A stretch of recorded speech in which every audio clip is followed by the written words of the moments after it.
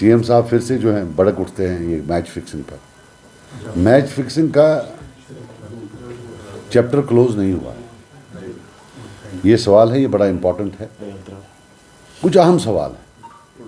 पहला सवाल, अगर इलेक्शन कमीशन भी कहता है कि जीतने के लिए 28.1 वोट्स चाहिए थे, तो कैंडिडेट नंबर 3 को 31 वोट्स क्यों डाले गए?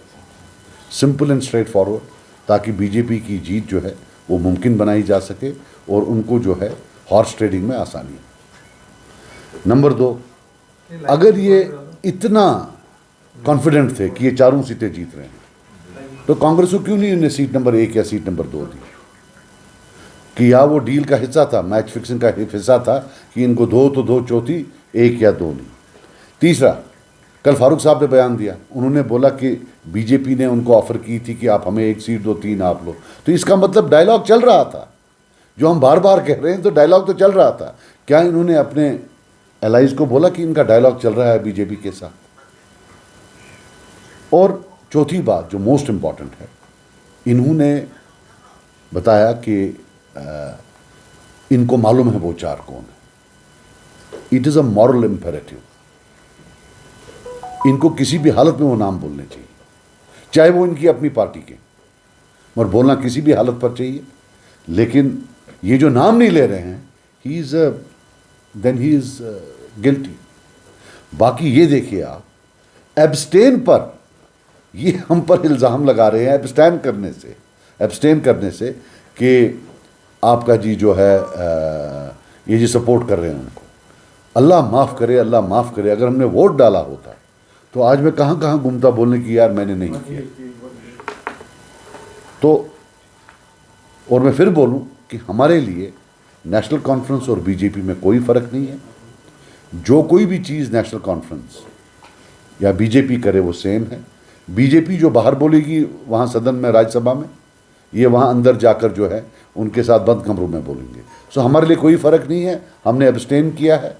और ये रूलिंग पार्टी को, हुकूमत इनकी है, ये खुद बोलते हैं हमें पता है कौन से 4 इंसान हैं, तो क्यों नहीं बोल रहे हैं? 4 ही क्यों, 3 और हैं जिन्होंने जो है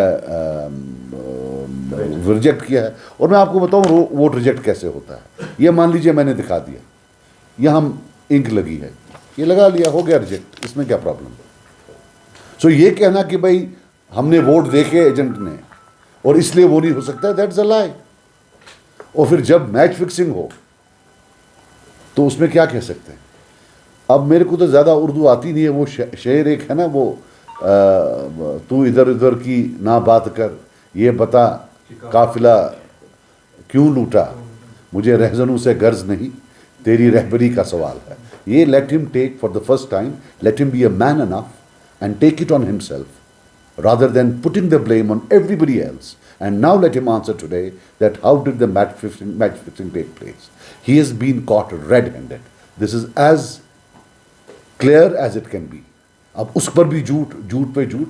हमारे सीएम साहब हैं, अच्छा नहीं लगता है, कभी कभी सच भी बोल दिया करें, इसलिए मैंने आपको तकलीफ दी थी। जो जिस तरह से आग बगोला हुई, जिस तरह से उन्हें रिएक्ट किया, सो उनका जो रेस्पॉन्स या रिएक्ट हम देख रहे हैं, so how do you see this? देखिए मैं आपको एक बात बताऊं, जो ये पीएसए कानून है, पहले ये एक काला कानून है।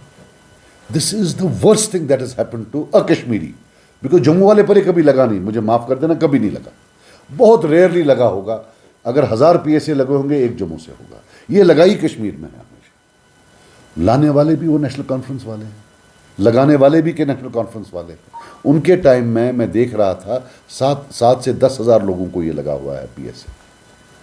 तो ये जो महराज साहब हैं, इन्हीं की पार्टी ने कल सोशल मीडिया पर तंजन बोला कि लग रहा है कोई वापस आ रहा है, इसलिए महराज साहब की खिलाफ। तो कल ये महराज साहब के खिलाफ थे, आज ये असेंबली में महराज साहब के हक में थे। वही मैच फिक्सिंग वाला मामला है। वरना आप मुझे बताइए, एक ही पार्टी कल तंज कर रही थी और मुझे बड़ा गुस्सा आया जब मैंने उस दिन बोला ये हाउ डेयर, 2 दिन पहले, और आज जो वो उठ के उनका सपोर्ट कर रहे थे। महराज साहब के साथ जाती हुई है, सिंपल एंड स्ट्रेट फॉरवर्ड जाती हुई है। वो एक एलीट घर से नहीं है, ज़मीन से उठे हुए हैं, अपनी मेहनत से उठे हुए हैं, उनका अपना सारा जो है अचीवमेंट है, इसलिए उनके साथ कर रहे हैं।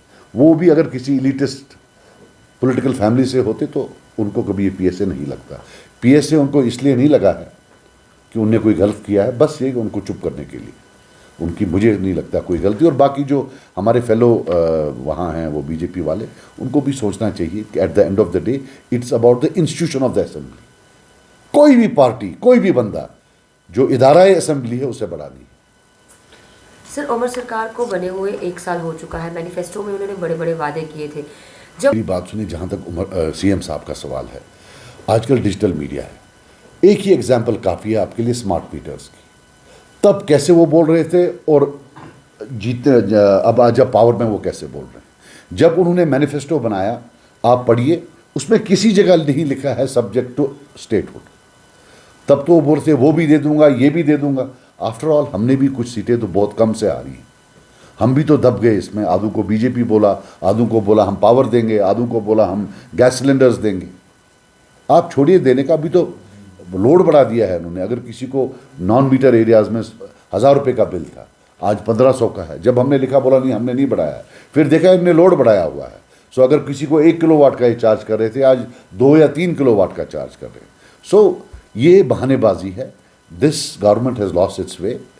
आप खुद देखिए ना, जो इवन ट्रेजरी बेंचेस में जो इनके मेंबर्स होते हैं, आप देखिए वो कितने गुस्से में होते हैं। और हाँ, और एक और चीज़ बता दूं इसमें, there is a total disconnect. ये अपने कामों में लगे हैं, अपोजिशन को बिलिटल करते हैं।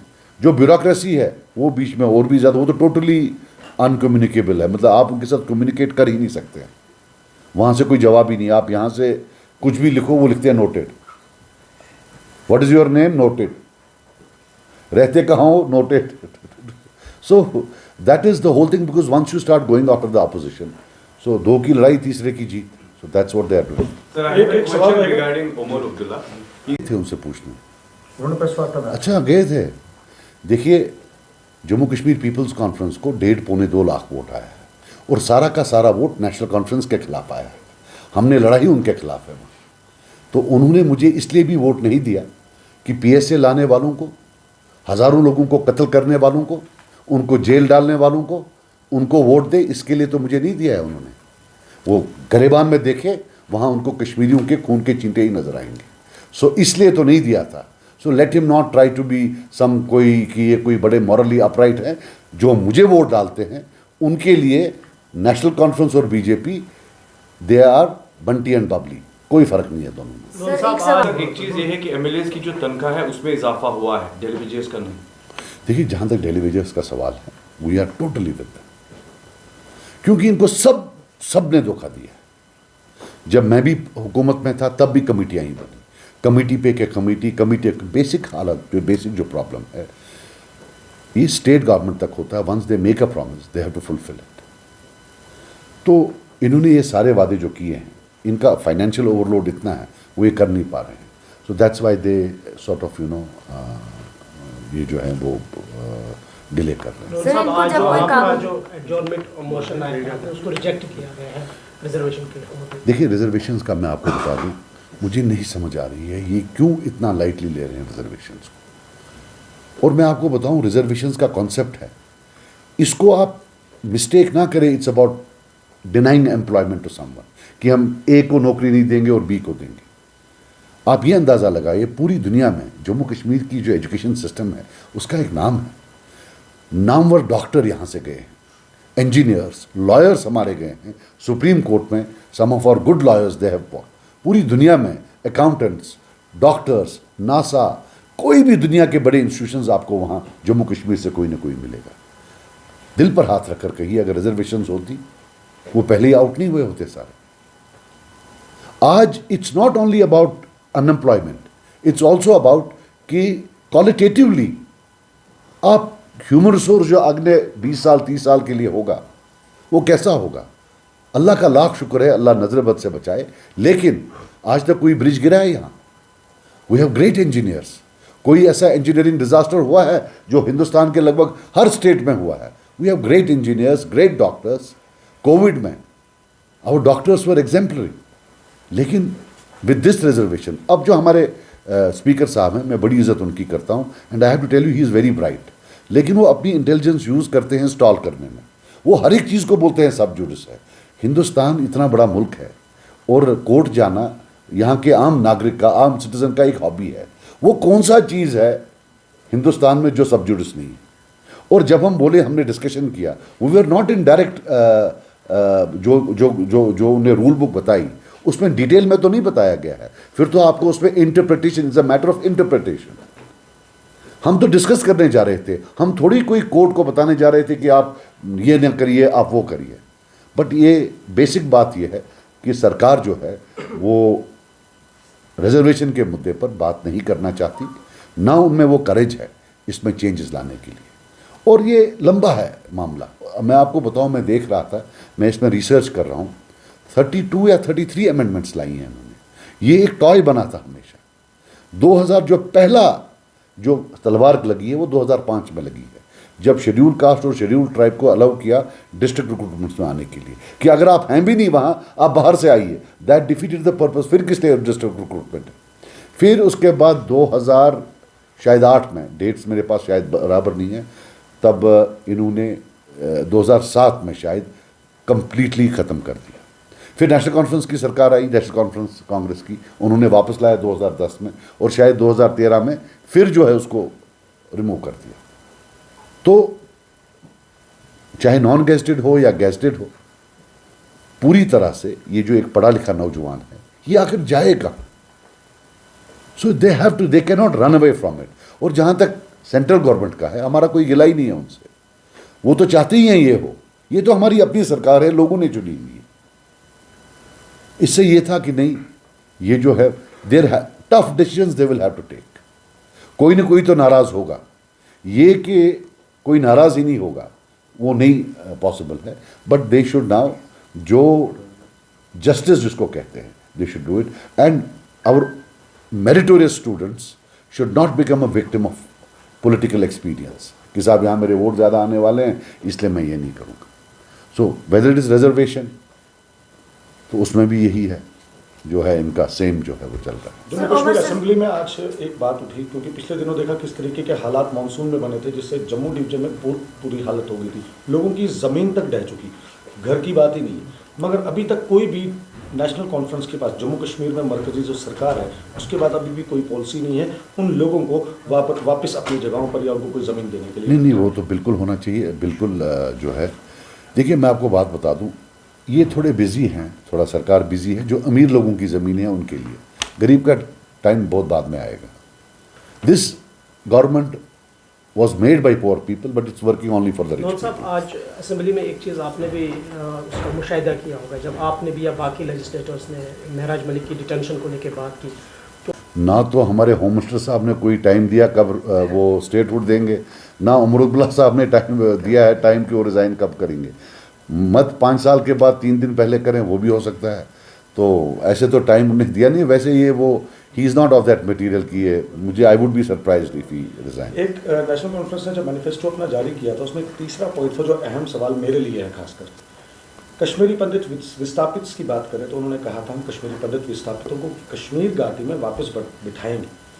क्या लगता है आज तक जितनी भी असेंबली चली है, दूसरी असेंबली कश्मीर में इस साल की है और जम्मू में हुई, कहीं भी कश्मीरी पंडित विस्थापितों की बात नहीं उठाई गई? नहीं, वो आने तो चाहिए, वो तो हमारे जिस्म का हिस्सा है, हमारे समाज का हिस्सा है, आने तो चाहिए। तो ये उमर साहब अगर जो यहाँ हैं वो ना भाग जाएं, मैं उसमें ही खुश हूँ। किसी को लाने की तो वो बात ये करें, जो यहाँ हैं वो कहीं भाग ना जाएं, वो आप बात करें। But to be very honest, yes, that will be the glorious day when they come back. Thank you.